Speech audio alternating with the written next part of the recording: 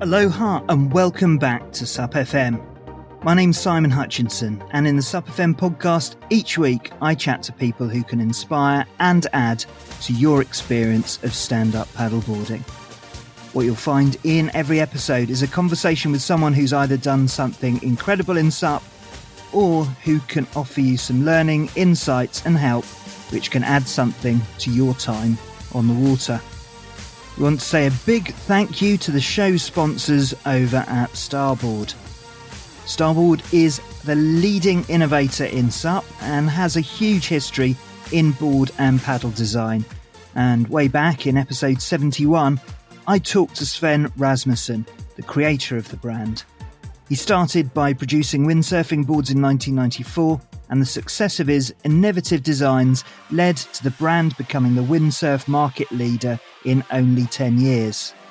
Starboard got behind stand-up paddling early and has supported the sport ever since. Starboard continue to innovate on the environmental front and improve and push the boundaries of design and functionality, which makes their boards and their paddles perfect for the weekend warriors like me, as well as the elite level competitors like one of our previous guests, Michael Booth. And you can find out more about Starboard through their website, which is linked to in the show notes. You can catch up with SUP FM podcast in plenty of places, including Instagram and Facebook. But if you wanted to keep it old school, you could sign up to our SUP FM email newsletter, which goes out with a whole heap of value-added updates. And if you did sign up, as a thank you, you'd also get our free guide to our favourite apps that we use on the water and which helps us to keep safe and informed. And you can subscribe by heading over to our website, supfmpodcast.com, and also linked to in the show notes.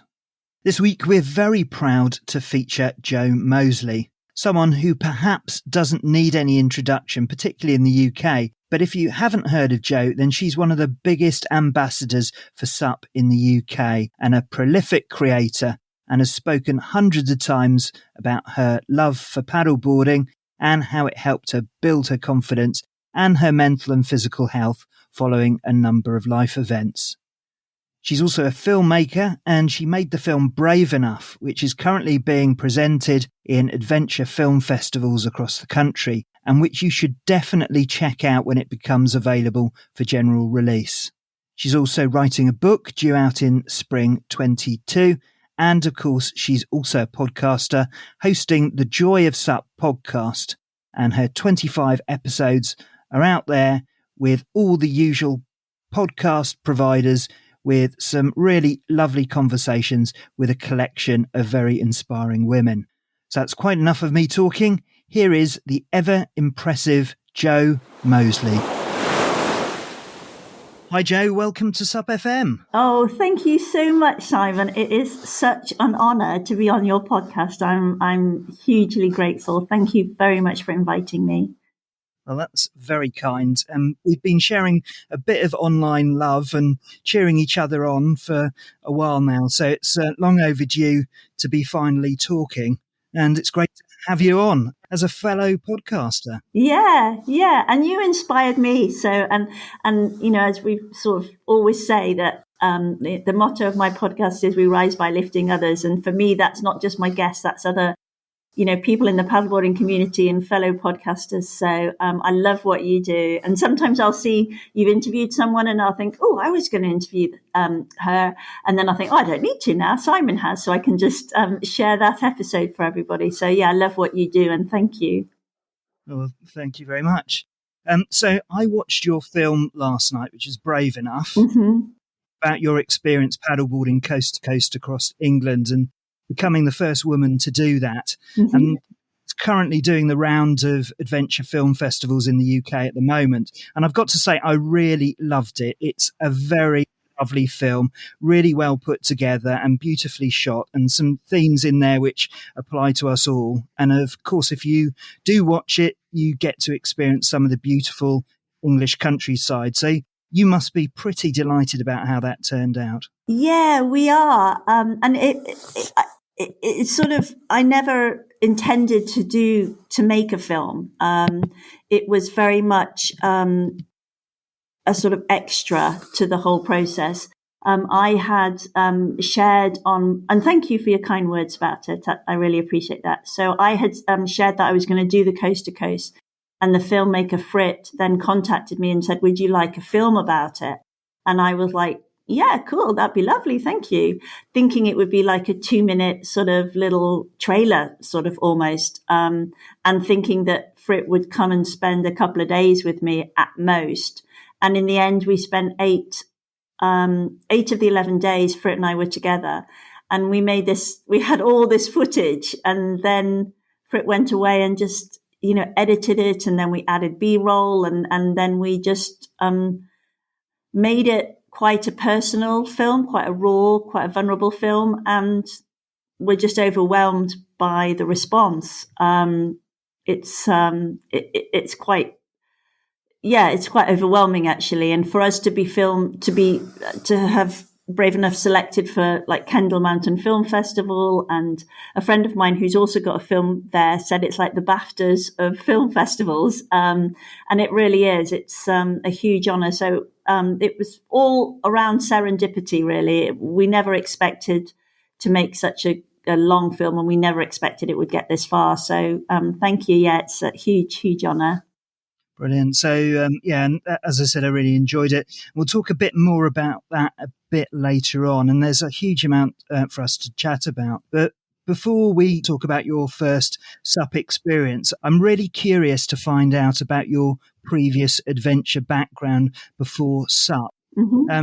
Is being outdoors and sporty something that you've always done? That's a really good question, because I think particularly for a lot of women, there's a sort of doing it time and then not doing it time. So as a little girl, I was really outdoorsy.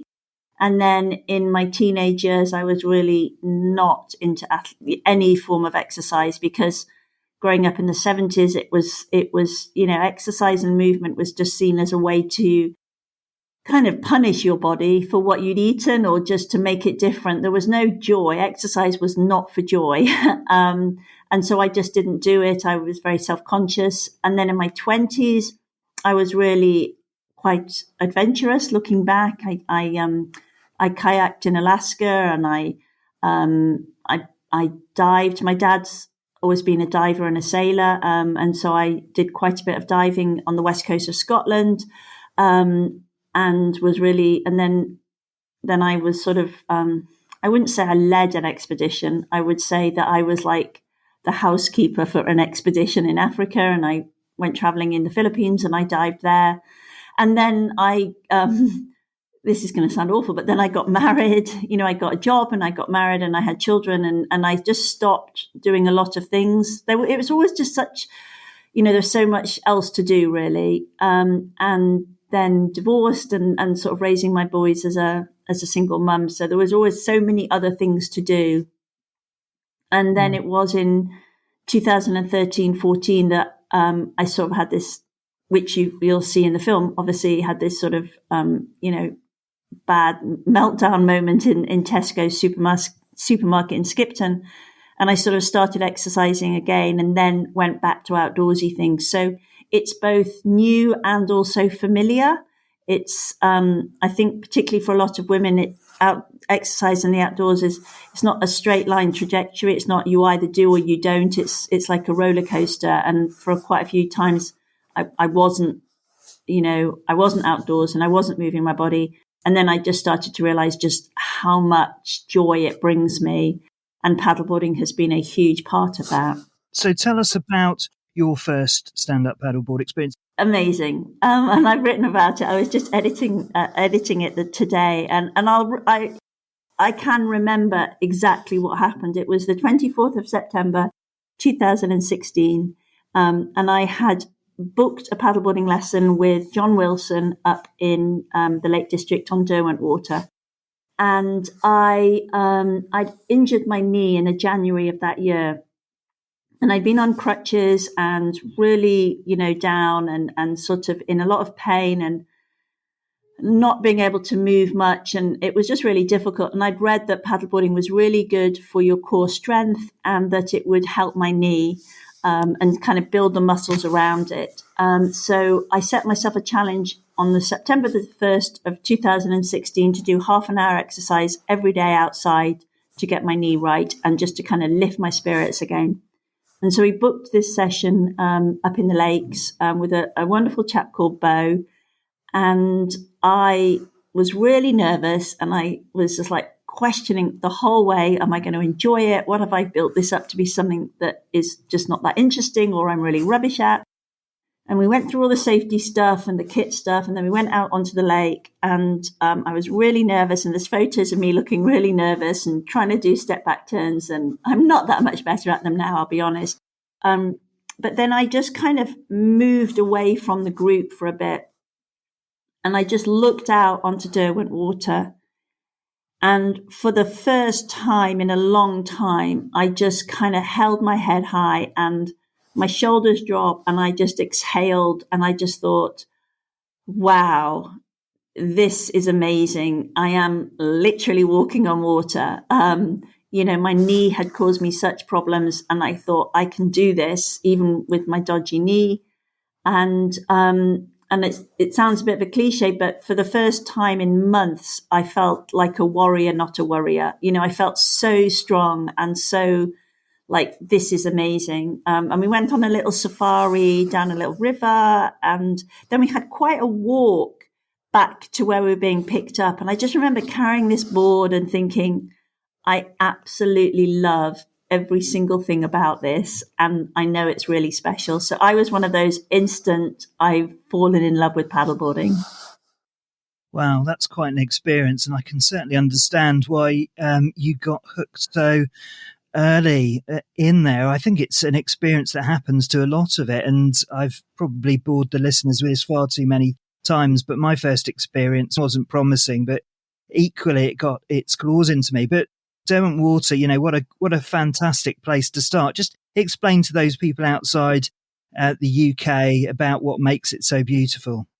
So the Lake District is just one of the most beautiful parts of the UK. There are a number of different lakes. Derwent Water is it the second or third largest? It's about 3 miles long, about a mile wide, I think 22 meters deep.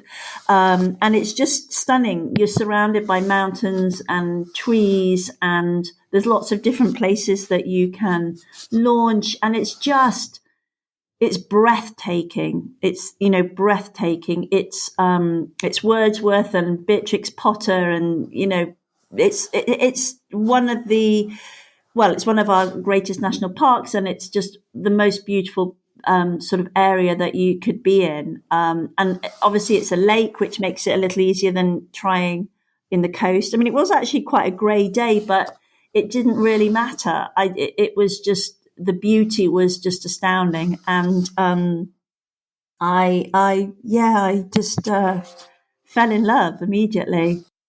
Well, yeah, absolutely. Not surprising. If I just add Swallows and Amazons to that list as well of films set in the Lake District, and you're right, it's absolutely the most beautiful place in the world, as long as it's not sort of torrential rain or flooding. Yeah, exactly. And that's something you have to think about with the lakes. But yeah, I when I went back to do the research for the book, I went back to Derwent Water, a little bit of a different place, but to St Herbert's Island. And as we were there, I said to the chap I was with, I said, this feels very Swallows and Amazon. And he said, yeah, they filmed the film here. So yeah, it's just gorgeous.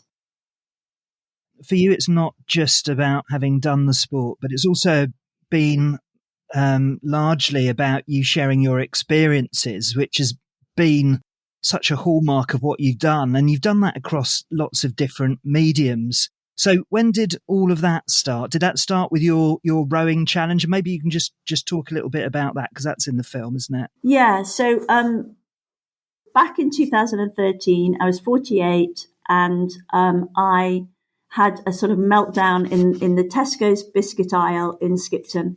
And it was that witching hour after school and after work. I was with my two sons. I'm a single mum. And we were doing the shopping for my eldest son's Duke of Edinburgh expedition. And I just sort of burst into tears and just said to the boys, I can't cope. I just can't do this anymore. And what I meant by that was everything was overwhelming. I hadn't slept for months. I hadn't had a good night's sleep for months. And there were a different number of factors. One was being a busy single mum. One was that both my parents were going through chemotherapy. So my dad's had breast, bowel and skin cancer, and my mum was being treated for lymphoma at the time. And I was also going through the early stages of the perimenopause leading up to the menopause, but didn't realize. So I was anxious, wasn't sleeping. I was bursting into tears a lot. My whole body just was not feeling good. And when I told a friend a couple of days later that, I'd been crying in the supermarket, and I sort of told her as a joke, but I didn't feel I wanted to burden my parents with this because they were both, literally arranging their chemotherapy around each other. She said, would exercise help, and how much exercise do you do? And that was a time when, I really wasn't doing any kind of looking after myself. I'd spend, the weekends just driving the boys to rugby, and we might go on walks, but really I was like the bottom of the priority list. And, understandably, I was a single mum. I had 2 sons to raise. And so she let me in an indoor rowing machine that was either going to the tip or to the charity shop, literally. And it was really on its last legs. And within a couple of weeks of indoor rowing, I was sleeping. And so life just completely changed. And then that was May 2013, and December 2013, my mum died. And I wanted to do something in her memory. So I decided to fundraise for Macmillan Cancer Support. And I didn't know what I could do. I had no real thinking about, what could I do that was interesting. And so I decided to row 1 million meters in a marathon for Macmillan. And I started on what would have been their wedding anniversary, the 5th of May, 2014. And for 8 months, every other night, I rowed 10,000 meters. I rowed a couple of half marathons and a marathon on the first anniversary of her death and 5 days before my 50th birthday. And we raised with gift aid about £10,000. So that was my first sort of thing where I started to kind of share my story, but also use social media to tell people about what I was doing, and gave me a sort of platform to talk about well-being, really, in all its forms. I've never really been very good at Facebook, and I didn't know what Instagram was then, but I did a lot on Twitter, and lots of people, lots of wonderful rowers messaged me, and they would say, how are you doing this and how are you doing that? And maybe you should slow down, and maybe you should stroke this way. And sort of Olympic medalists would would give me tips and things. And I never did it to show anybody how good a rower I was. I was literally just trying to raise money for Macmillan. And I just started to see the value that social media can play in making a difference. And that's really what has sort of, that's what leads me, trying to make a difference, trying to make a contribution in a small way to the world as I get older. And how did you feel about putting yourself out there at that point? Because it can be a tough part, having the courage to go and do it. I mean, I produced this show for a while before I got out in front of the mic. So it is a big decision. Yeah, it is.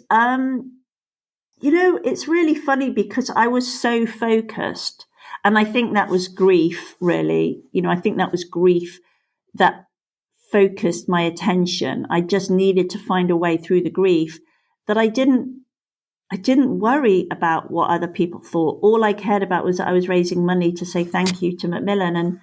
And then I realized just the power of focus, and that yes, Twitter can be an absolute cesspit, but it can also be really kind and encouraging. And that if you show your courage and honesty, and you have hopefully the right intentions behind it, then people will respond to that. So I've always tried to be kind of true to that. And it is scary, but it's also really lovely when people can relate to it. and you just have to balance that out and say it's worth it.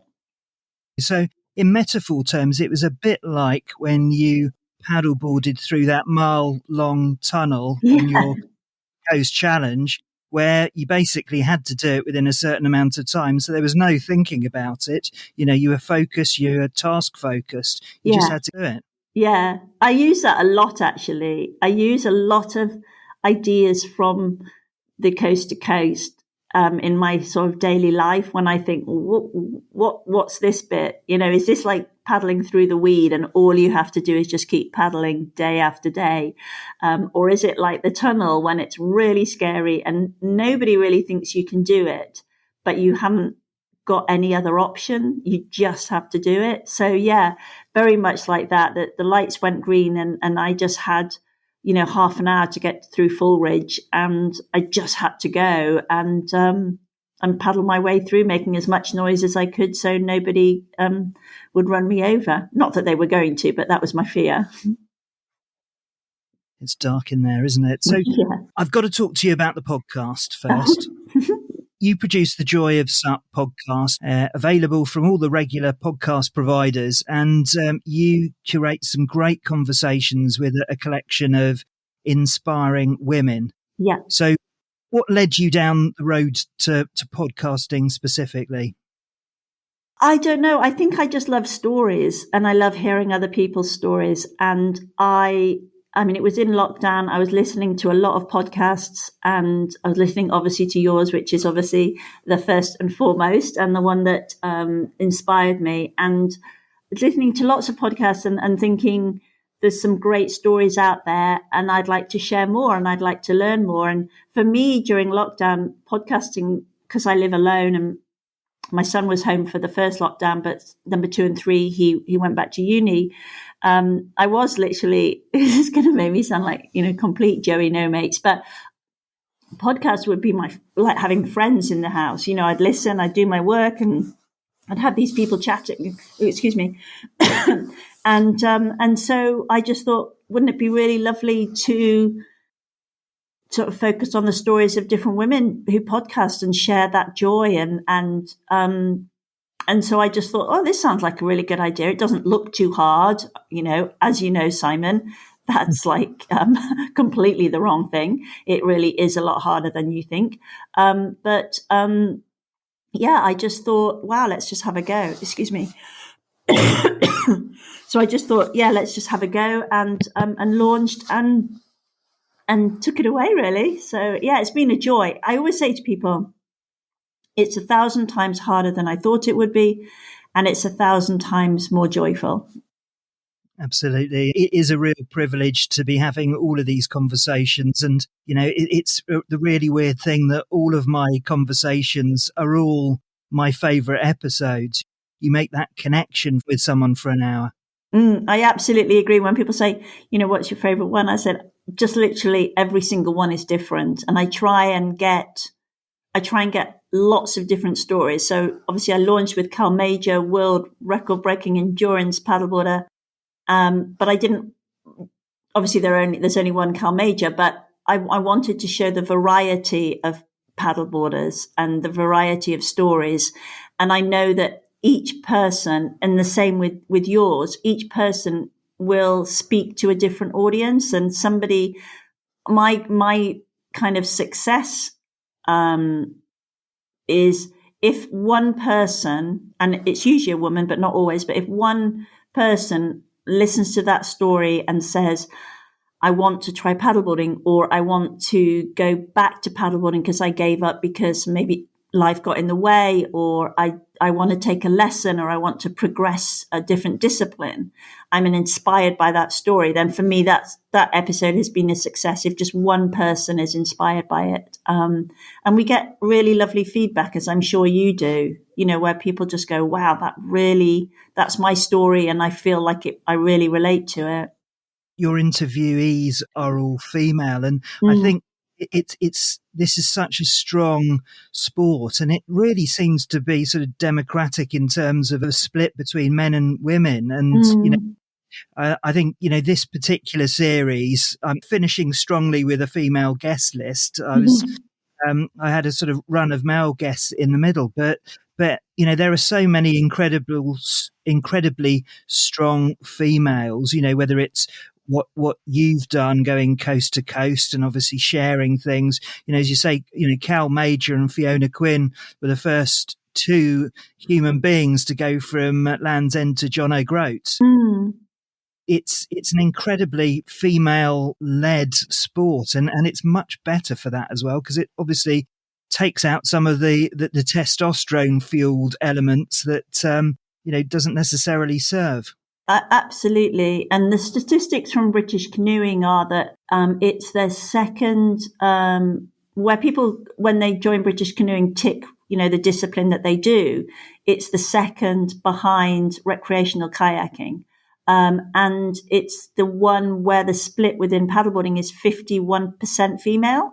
So it's the highest discipline that has that demographic split. And I think it is really, I think the sport really does benefit from having that balance. And we have such incredible, wonderful role models in men and women.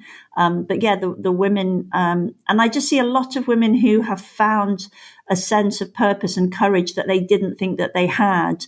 And they found that through paddleboarding, which is wonderful. In terms of the podcasting experience there, you kind of referred to it. How did you find the whole sort of podcast production recording cycle? Because as you said, it is a little bit harder than it first appears, isn't it? Yeah. So on a wing and a prayer, Simon, on an absolute wing and a prayer, the next series will be much more professional. So I decided to do it. And within about 3 weeks, I had set up and recorded a couple of episodes. I had absolutely no idea what I was doing. I did 3 quarters of a really good online course with one of my absolute favorite podcasters. And it was about not the technical stuff, but it was about your mission and your story and the values behind your podcast. And that was really good. I still have to do the other quarter. But that really set me up in terms of why I was doing it. And the rest of it literally has been looking at something and thinking, how do I do this? And sometimes ringing my youngest son and saying, how do I do this? And he goes, Mom, you have a podcast out there. You've got to just learn, So the technical bit has been a wing and a prayer and learning and Googling something and YouTube. I find on YouTube and it'll say literally, how do you do this? How do you, export and import into Audacity? And how do you turn this into something that it wasn't? And then just hoping that it reaches people. And I think I've learned a lot of lessons. And as I go, I'm hopefully getting more professional. And I admire yours because you're very calm and measured, whereas mine are just like an excited little girl, like, oh my God, that's amazing. And I cry a lot. And when somebody moves me, and I think I need to be a bit calmer like Simon and a bit more measured. But I love it. It's so much harder, but it's just so much more rewarding. And I'm just trying to professionalize myself a bit so that there's less wing and a prayer and more I know what I'm doing. But it's working. I mean, it's working. So I don't want to lose the authenticity, but I do want to just give it a little bit more structure. Absolutely. And you don't want to get too professional because that's what your listeners are all enjoying. It's that gentle chat. I've actually made a couple of my guests cry over the last few episodes, so I'm hoping that isn't going to be a pattern I'll continue in. And, I probably need to get a bit more animated as well, but there you go. But it's all an evolution and just getting out and doing it and not caring too much about things being absolutely perfect because you kind of learn on the road, don't you? Yeah, there's sometimes the only way to learn is by doing. You can read all the books you like or go on all the online courses, but until you do something, you don't know how to do it. And yeah, you just have to just keep doing it. And that's why, like you with your podcast, because you started in 2015, you were so ahead of the curve. It's, incredible. It was 2015 you started, wasn't it, with you and Nick? It was, with a massive gap until probably the time when you picked up again. Yeah, a few months after you, but and I just found that so inspiring that you had that courage to do it long before anybody probably thought that we should have podcasts about paddleboarding, and that courage when other people do what they do and they just keep chipping away and doing it.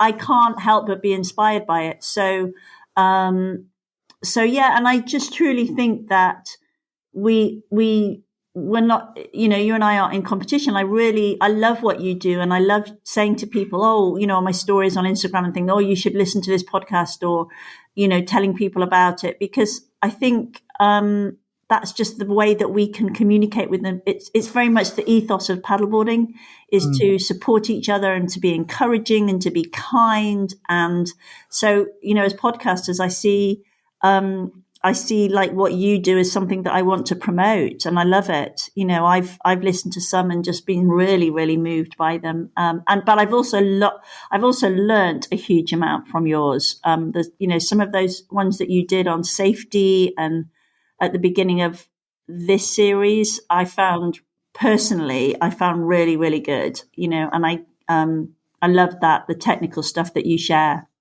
That's really kind. But it's the ethos of this sport. It's the aloha factor. It's the kindness and so on. And, we're all sharing that. And, just like we'll support any other podcaster who gets out there. But no, I've really enjoyed it, really enjoyed the chats and really enjoyed your podcast. So congratulations. And 25 episodes so far is a decent back catalogue. That's a huge amount of work. Yeah. Well, I'll tell you why I did it like that was because I thought if I don't like record all these episodes, I'll give up, I'll scare myself. So I just went ahead before I could get scared. It was like, just do it. And now you have these recordings and you have to edit them because you can't let people down because you've promised that they're going to be on a podcast. So it was partly accountability. And then obviously over the summer, I've had a bit of a rest whilst I've been doing other stuff. But I'm raring to go again now. But I just I couldn't do two things at once. I had to do one creative thing at a time. So you're definitely going to go back and do some more episodes. Yeah. No, I've got a list of some, great people and just different people and different stories that I've met over the summer and some that I met online and just want that variety and just to keep sharing really cool stories. Brilliant. So we'll look forward to your new season, and you continue to be really busy. And again, to continue our chat about the different mediums, you also have done a lot of speaking. So when did you start doing that? I started I did a few talks with some brands at film festivals, which was lovely. So I think the first one kind of in this sort of arena was 2018 with a wonderful community called Adventure Uncovered. And they asked me to a trail running festival where I talked about picking up litter. And that just gave me a huge amount of and that just gave me a lot of confidence. And then I also spoke at Kendal with Findra, who make the leggings and the merino wool tops and beanies and neck warmers that I wear and my blue jacket in the film. And I spoke at Kendal with them. And then because I'm a member of the Women's Institute, people started asking whether I could talk at their events after I had done the coast to coast. And then when we went into lockdown, they all went on to Zoom. And so I was able to speak to Women's Institute groups literally all around the country. I think I did about 50 or 60 in a year, which was amazing. It was like having company. And then I've done other speaking with sort of corporate organizations that have then found me online. And we've done talks around well-being and paddleboarding and midlife and things like that. So just developing. And obviously when we show the film at Kendal in November, we'll be doing a Q&A. And I was at SheStream recently and the film was shown. And then I was on a panel all about community. And so I just say yes to every opportunity, really, just to experience it. So it's incredibly nerve-wracking beforehand, and I'm always on the way and thinking, why have I said yes to this? I think I'm going to, be sick. But actually, once I get up there and share things that I've experienced and just try and do it with the intention of helping other women, usually, but men too, it seems to get good feedback. So I just say yes to the next opportunity. And you're using your platform to raise money for charity and bring awareness to various issues out there. Mm-hmm. And there are some themes that run through your work. So just talk about some of those key things, because obviously we got the plastic pollution, which figured very heavily in the film that we're going to talk about in a minute. Mm-hmm. But there are other areas of focus that you've concentrated on. Yeah, so obviously the plastic, and I'm an ambassador for 2 Minute Beach Clean, the 2 Minute Beach Clean Foundation, and that's all about just spending 2 minutes a day, just to try and make a difference, where you are and how you then consume and your use of single-use plastic. And I'm very much driven by a book called One Day by David Nichols, and there's a passage in there, and there's a sort of quote which is, not change the world exactly, but change the bit around you. And that's my approach. Is I can't change so much in the world, but the one thing I can do is just make a contribution and make a difference in the world around me. So the 2 Minute Beach Clean Foundation really fits that ethos. And I talk about mental health a lot, and the power of being outdoors and moving outdoors. I'm very fortunate to be an ambassador for CFL, which is Cal Major's charity. And so, yeah, for me, there's a huge amount about mental well-being. I have in my life, I've always been an anxious person. I thought everybody lived thinking about the world in the same way as I did, and just completely anxiously, at every opportunity, until my sons sort of got older and I started asking them if that's how they saw the world, and they were like, no, Mum, I think not. So I've always worried about things and been quite anxious. So I talk a lot about mental health, and I talk about mental health in the context of being a middle-aged woman and going through the menopause, which a few years ago was very, very hush-hush, but now everybody's talking about it. But I talk about, how movement and being outdoors can really help our menopause, and just to try and help other women feel less alone. I know I just did not know what was happening when I was crying in supermarkets, because whilst it's the Tesco episode is the one most people know about, I think there's only Sainsbury's and Lidl that I haven't cried in. I think I've kind of run all the other ones and sort of, been tearful in. So really it's about helping other women, and their partners around who are with them and thinking, why is she so anxious or not sleeping, or, your whole body aches, all those different things, just to try and use my story to some purpose to help other women realize they're not alone and that there is help and they do need to look after themselves. So they're the things, mental health, plastic, and the menopause are kind of the things that I talk about, really. And moving as well, thinking back to that rowing that you did, but there's something about that sort of methodical, just back and forward motion. Yeah. It's the same with paddleboarding, or when you get into your flow when you're running or cycling or whatever, which is really therapeutic and really allays that anxiety. Yeah, it does. And I say in the film that basically when Mum died, there was a huge amount of other grief that had settled in my bones. And so that was I've had 2 miscarriages and obviously I'm divorced. And so there was a lot of grief around both those experiences, both miscarriages and divorce, that I just literally had settled in my bones. And Mum's death just added, it compounded that. And what the rowing did was it helped me move that grief. And I know it sounds woo-woo, but it helped me move that grief out of that core kind of bone marrow, and as I rowed allowed me to exhale it. And just there's all sorts of research that I've since found about the power of movement and what it does, physically within your body, and that's not an uncommon thing. It's not uncommon for people to use movement to help them with their grief. It is not unique to me. But as you say, the sort of going backwards and forwards on a rowing machine really, really helped. And I'm not, it was never about getting fit. It was never about anything other than just trying to find my way through this overwhelming sadness and trying to find some purpose in losing my mum, really.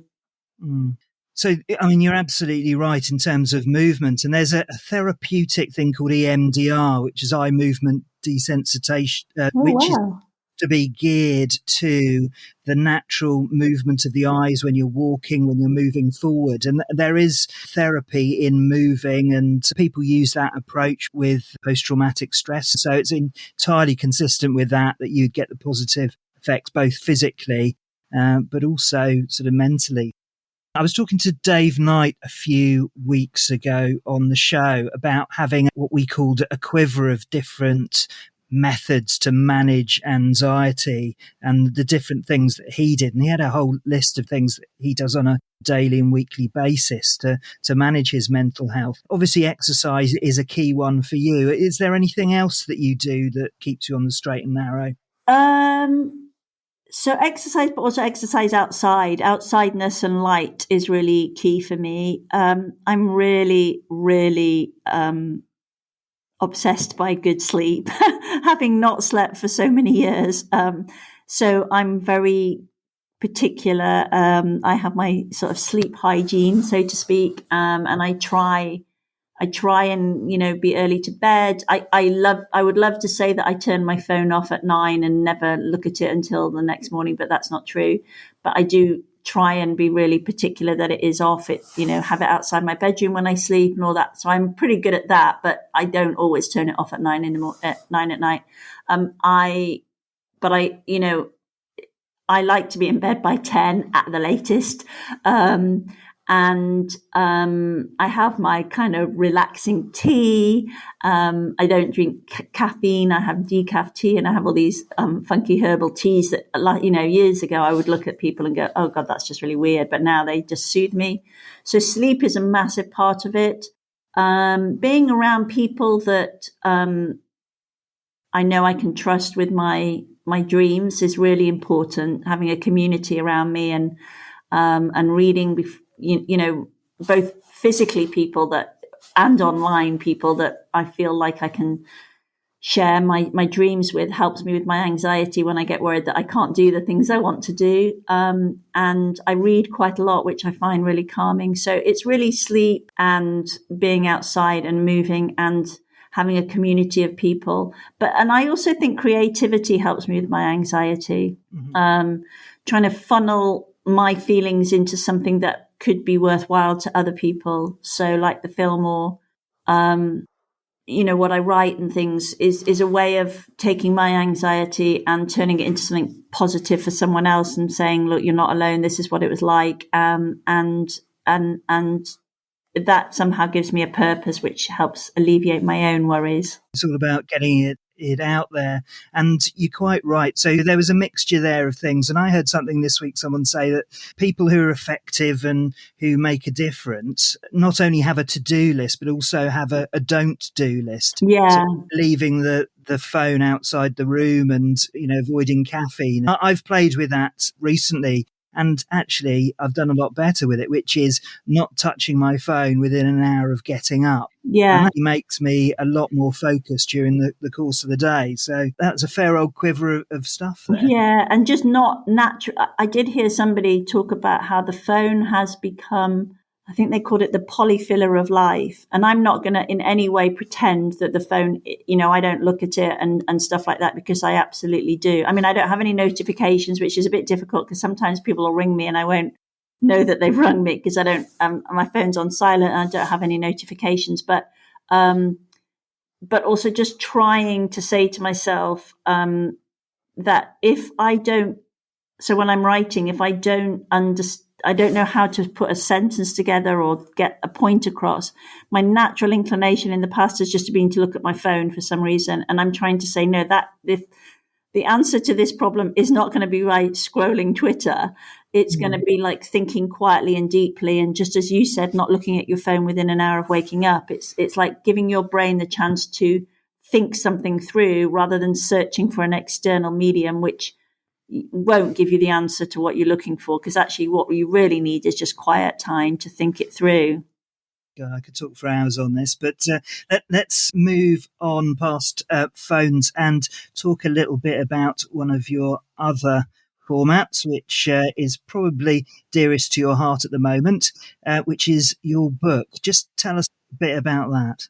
So it's a book about beautiful places to paddleboard in the UK, in England, Scotland and Wales. It's for Vertebrate Publishing, which is a really lovely publishing company, all about inspiring adventure. So it's about adventurers and places and guides. And this is their first paddleboarding book. And it's been a huge honour and privilege to research. It's trying to write a book about traveling the country to paddleboard as you come out of a lockdown is been really hard. I'm not going to lie. People getting pinged, somebody getting COVID. All these different things. Trying to do the logistics. It's been tricky, but it's been a huge, huge privilege, and I've been just incredibly lucky to paddle in some extraordinary places in the UK and meet some extraordinary people. And it's like my love letter to paddleboarding. It's stories and like a travel diary of what we did. So it's very personal. It's, we were there and this is what we did and this is what we saw. And then there's lots of information and then there's lots of kind of guidey stuff as well. But it's been a joy, and it'll be published next year. And it's terrifying and wonderful in equal measure because, you're putting your words out there. And but I've learned so much about, just how many beautiful places we have to paddleboard and how precious they are and how wonderful the paddleboarding community is. And you got to paddleboard with a few of your previous guests, didn't you? Yeah, I did, because obviously I needed to go to places and meet people, A, for safety. And most of the places I paddled, I did with people. So A, for safety, and B, for stories and to understand what made those places special. So I was really lucky. I got to meet some of my guests in person, and got to meet people that weren't guests, but that are going to be guests. So yeah, it's been just a huge joy, huge joy. And just in terms of the book, so it's coming out in the spring. How are you getting it out there? Is it real proper books, or is it just going out electronically? No, it's proper books. So yeah, they have just such a beautiful catalogue. The way they put books together is stunning, and they're just so kind. And so we'll have proper books in proper shops, and I would love to, go back to all the places and maybe give talks and do book talks and stuff. It's just I very much see myself as the messenger. Not the message. I just want to go and tell people what a gorgeous places there are, the things to think about when you go to these places, the things you might see, and how we as paddleboarders can make a difference. So, by being really careful where we go and being really observant about how we paddle and where we paddle. So, yeah, I've learned. So I said to my editor, I wish I could go back to the beginning and do the book with the knowledge that I've got now, but obviously that doesn't happen. But I've learned so much about paddleboarding as well. It's been a huge privilege and joy, unbelievably scary and, kind of putting your words out there and researching, but just amazing as well. Just, just such an. It is genuinely one of the greatest honors of my life to write this book. And I've always wanted to write a book. I never thought it would be on an adventure topic, but it is just a dream, a dream come true, really. Well, they say everyone's got a book in them, but writing a book is a frustrating thing. Yeah, it is really hard. But great, and what a privilege, what an honor to be somebody that can write that book. So and go to these places and meet these people and just share what we have on our doorstep.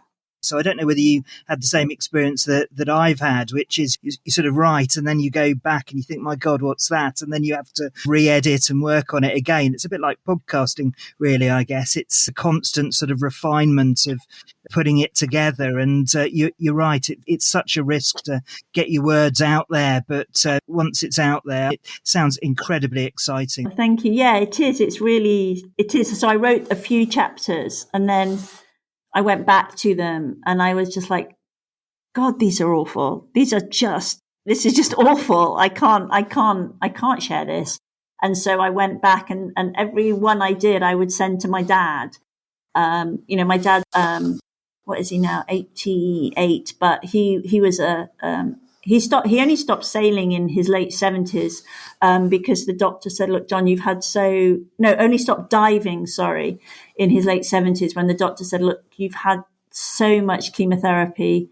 It's just probably not a good thing to go down to depth, and dive. And my dad has often dived alone because his dive buddy died. And he never found anyone to dive with him consistently, and obviously you should never dive alone. So my dad's always had a huge love of the sea and as a sailor, and so I would send him chapters and he was really sweet. He would say, I think you're getting better. I think they're getting better. I really love that. I didn't know that about this place. And gosh, that's really interesting. And so, my poor dad and my poor sister have read every chapter and sort of commented on it and given me ideas. It's been a huge, huge privilege, really scary, but huge privilege.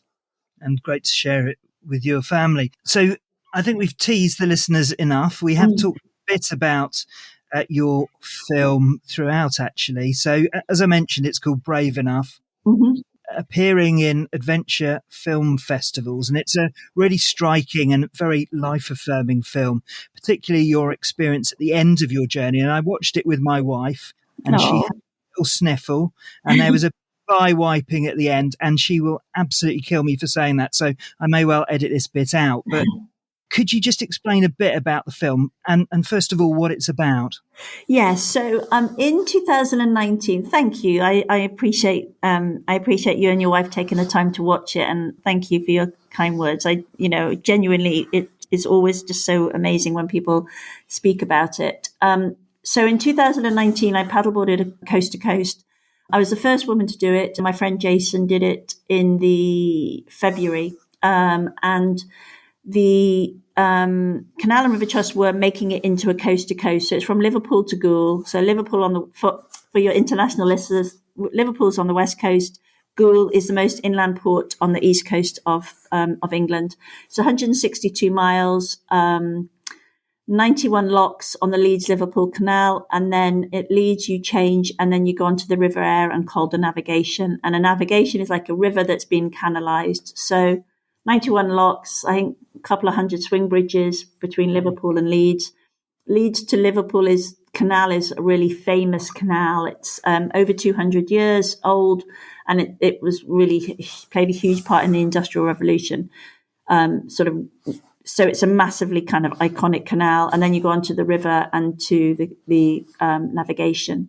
And I was picking up litter and raising money for the 2 Minute Beach Clean Foundation and for the Wave Project, which is a surf therapy charity that supports children and young adults with their mental health by taking them surfing. And they've done just huge, wonderful, wonderful work. They were 10 years old last year, and they're just it's a joy to follow their work and see the impact that they're making. And so I was picking up litter, raising money for charity, and we made this film with a filmmaker, Frit Tam, who asked if I'd like a film to be made. And I was like, yeah, no, that's cool. Great, super, come along. Thinking that Frit would stay with me for a couple of days and then get incredibly bored of this sort of middle-aged woman just, paddling very slowly across the country. And in the end, Frit stayed for 8 of the 11 days. And we made the film, and we had all this footage, and then we just had to, pretty much in lockdown, sit down and Frit put the film together. And, the first iteration, so to speak, as you talked about, the first ones didn't have the depth of the story. And so we added the backstory, which is basically what I've talked about, which was, the Tesco's moment, raising money for mum's memory, and then starting paddleboarding and what that meant to me. And then I actually, and we talk about this in the film, I actually had the idea to paddleboard coast to coast in 2016. So literally a couple of months after my lesson in the Lake District and after getting my first board from a lovely chap called Alan at SUP North UK. And he took me out onto this sort of marina lake in a hailstorm. And I was absolutely frozen. And I had just this rubbish beanie on that was just like a fake beanie. It was so cold, and my gloves were cold. Every part of me was frozen in this hailstorm as I tried these different boards. But I remember I'd asked for a paddleboard for my 52nd birthday, which is at Christmas. And I remember driving away thinking, oh my gosh, I've got a paddleboard. I'm now a paddleboarder. And within a couple of months, I had the idea to paddleboard coast to coast. But when I told a few people, the response was that it was too difficult for a woman of my age, that it would be really logistically boring, and that just the whole thing would be just logistically difficult and could be quite boring. So it was too difficult for a woman my age, too logistically difficult, and could be quite boring because they didn't know how beautiful the canals are. So I put the dream away for 3 years, and it was only when basically I didn't believe I could do it, if I'm honest. And it was only when I realized that my youngest son was going to uni that I kind of pulled the dream alive and brought it back to life in 2019 and started sharing it. And so that's what the film, it has the backstory of not believing in myself and the menopause and grief and mum and being a single mum and all that stuff. And then just shows the journey and just shows the beauty, I hope, in the canals, and just the power of finding extraordinary experiences in very ordinary places. People overlook the joy of the canals, I think, to a certain degree, and I'm a real fan of them. So that's basically the story. Yeah, and as part of that, you talk to lock keepers and various people who are involved with the canals, and we talk a lot about Blue Mind, and clearly, even if it's in the centre of town, there's real beauty. And you also talk in the film about having an adventure on your doorstep. I mean, you literally went past your doorstep, didn't you? You came very close. Yeah. So when Frit had to go back to work, and Frit had a van. So either end, we had the van. But in the middle bit, it comes through my our hometown of Skipton. And so what my plan then was Frit went back to London, and I then asked a friend of my son's my son was abroad traveling. And so I asked a friend of my son's to collect me. So Lauren would collect me from the canal, take me home. I'd sleep at home, kind of put a wash on, check the post, that sort of thing. And then she'd collect me in the morning and then take me back to the same spot. And then I'd move along. So for 4 nights, I stayed at home. And it was funny because Lauren could get me back to the point that we started and finished in about 20 minutes, half an hour. And yet it would take me 8 hours to paddle it. So it was lovely. And yeah, we came through my, Skipton where we live. And, the interesting thing is that my doctor's surgery is right on the canal. And for years I would go to the surgery, kind of see the canal, and never appreciated how beautiful the canal was, or never appreciated that journey. I didn't connect what I saw on my way to the doctors with Liverpool or Goole or the history or the beauty. And so it really was adventure on your doorstep, and it really was opening my eyes to what is all around us. And I hope in the book I've tried to share that as well. That we just have these incredible places. I am such a fan of canals for being wonderful places to paddle, because they're so calm usually as well. It absolutely comes across the beautiful landscape that you travelled through, beautiful English vistas, and you also experienced every conceivable weather, didn't you? Yeah, yes, yeah, we did. It was everything, everything. There were days I was in t-shirts, and there was days I was in, cagoule and waterproof trousers. And we had a couple of actually we had 3 thunderstorms.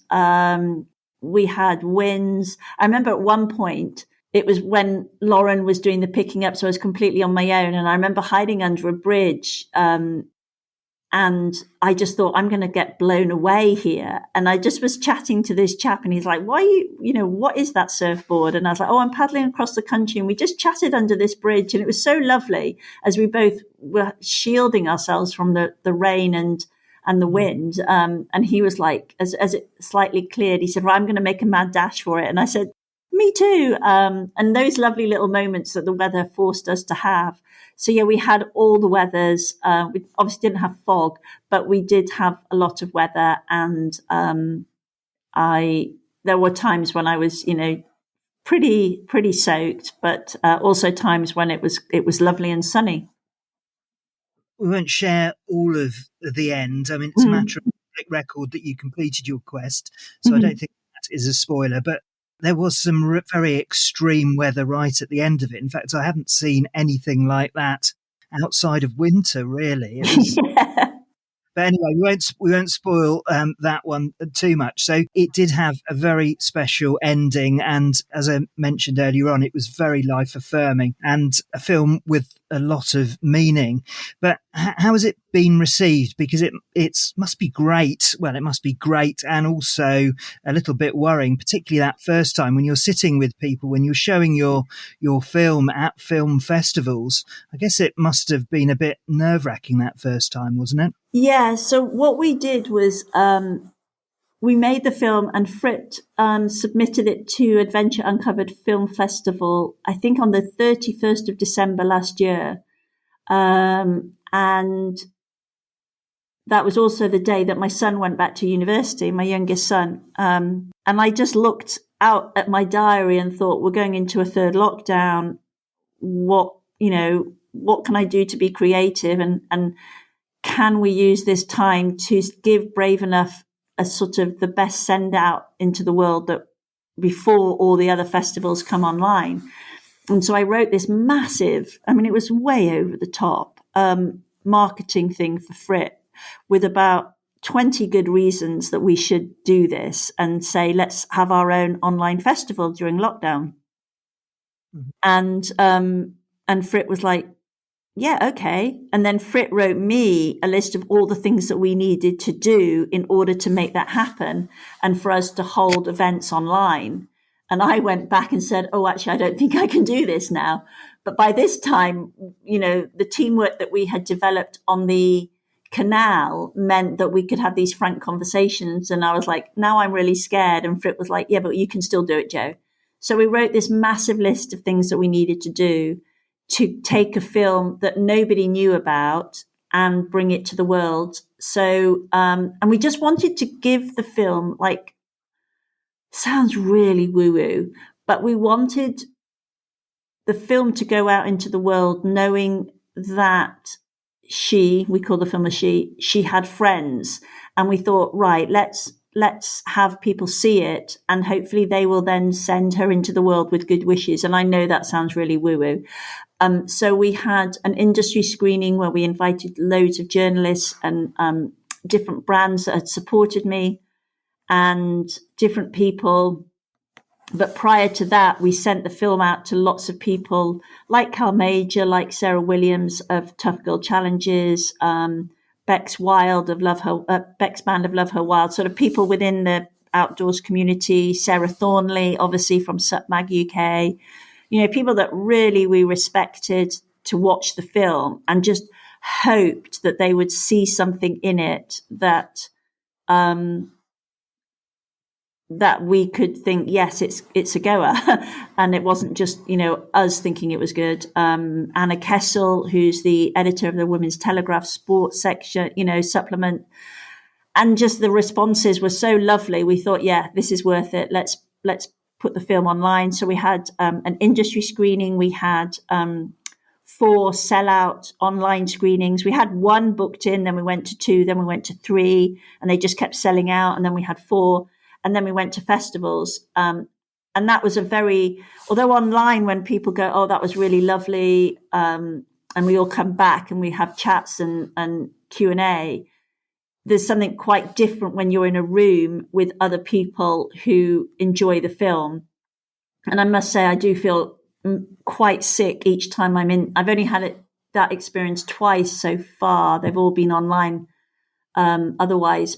But I remember at Sheffield Adventure Film Festival, Frit and I were sitting in the audience with Frankie, Frit's partner, who had been very instrumental in some of the B-roll footage. So the 3 of us were sitting there, and the film was rolling, and it was part of a program of different films, and ours was the last. And this chap along the road got up and left, and I turned to Frit and I was like, he hates it. And Frit was just like, calm down, Jo. And then this woman got up and she left. And I was like, she hates it too, Frit. And Frit was like, calm down, Jo, calm down. And then they came back, and obviously they'd just been to the toilet. They hadn't actually left the auditorium. And as the film finished, they turned to me and they went, and this chap who must have been in his 30s, who's not really the demographic that I would associate with the film, he said to me, that was extraordinary. That's one of the best films I've ever watched, that adventure films I've ever watched. That was amazing. And 2 women next to him were crying. And I was just like, are you joking? And he was like, no, we don't just say that. And so the response was just extraordinary. And so when I then went to SheStream and I saw it again, and you see it with different eyes, and you can hear the audience, because it was a much bigger audience. People were laughing and crying and, kind of sighing, not crying, at different things. And I'm sort of crying again because I cry quite easily. And it is really nerve-wracking because, as you know, it's quite a raw film. And so they see me doing some really numpty things, and they see me, getting onto the canal and forgetting to take my paddle, really rookie, numpty mistakes. And they kind of forgive me for those mistakes. And then at the end, they see a little bit of triumph. It's really nerve-wracking, and I feel sick every time. But I'm just so grateful for the responses, which is always, the responses are what we want, which is not, oh God, you're amazing, which I'm clearly not. But I understand that film, and that has touched my heart. And now I feel a little bit braver, because if you can do something brave, it makes me feel a bit braver. So the responses are very much what we hoped, which is absolutely not look at Jo, which is so not what the message of the film is, but it helps people hopefully think that they can be a bit braver too. Yeah, it's such a human film, and it isn't just for women, this film. And I'd strongly recommend that people do get a chance to watch it, then they watch it, because it was incredibly powerful. And thank you. Just to share a little bit about my past, back when I started my working life, I used to work as a cinema manager, and what I used do is stand in the back of some films, and you really get the sense of the audience and their reaction, and it's very, very rare that you get the sort of reactions that you did. So congratulations, and all I can say is it's a brilliant achievement. What do your boys think of it? Do you think they're proud of you? That's, everybody asks that. I think they are. I think they're just happy. Like I say in the film, that one of my goals, obviously fundraising, obviously to get to the coast, is to help, is for them to know that I'm okay, as now that they're doing their own stuff, and also that that they are proud of me. I guess, I hope. I mean, they're in their 20s. They don't like sort of say it a huge amount, but we're very close, and I think they like it, and we with all the bits that we talked about them and all the photos of them in the film or when they were much younger, they were happy with everything we talked about. I wanted them to say, we're talking about Granny and your relationship with Granny and how much she meant to us all. And so I made sure that my sister and my dad and my boys watched the film, and that if there was any bit about it where we talked about my mum, or showed any photos, that they kind of gave approval. And so they seem to be happy, and I think they are. I mean, I sort of tell them, and then I'll be like, oh God, the film's going to Kendall. And then I'll be like, oh, that's really nice, Mum. Could you just give me some credit for my phone? Or data. I share data with my youngest son, and I never use any data app. So, I think they're proud, and they're always just very nice about it. But, I think it's always like when your parents do stuff, you just kind of think, yeah, whatever, Mum. But I think it helps me to have another life now that they're away. That was always one of the goals, that I would not be the mum who is, forever sort of ringing and I never wanted them to think I was sort of sad at home. And I guess the film has given me that opportunity to build a life that means that I'm not ringing them the whole time and asking them what they're doing. So. Yeah, no, fantastic. And it gives you an opportunity. Clearly, you're very creative in a number of different ways. And as I said, it's a fantastic film. So it is doing the tours at the moment of film festivals. Is it going on sort of general release? We're going to, so Fritz now crowdfunding for a big adventure that he did in the summer. So when that calms down slightly, we can regroup, and we will probably put it onto Vimeo on demand in the new year, so people can then download it and watch it in their homes.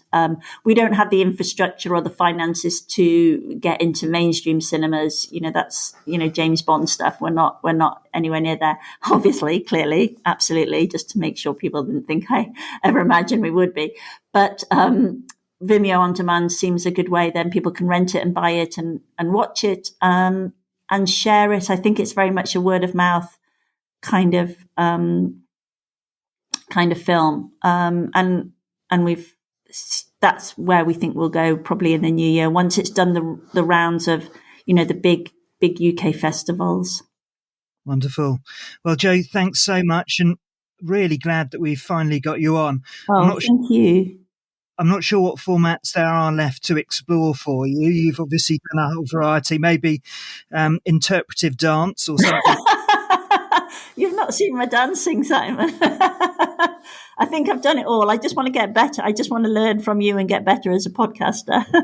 Well, that's very kind. But, obviously really looking forward to your book. Well done for everything you've done. And among other things, being such a great role model and being brave enough to go for it. Thank you. All links, as ever, in the show notes. But where are the main places where people can connect and find out more about you?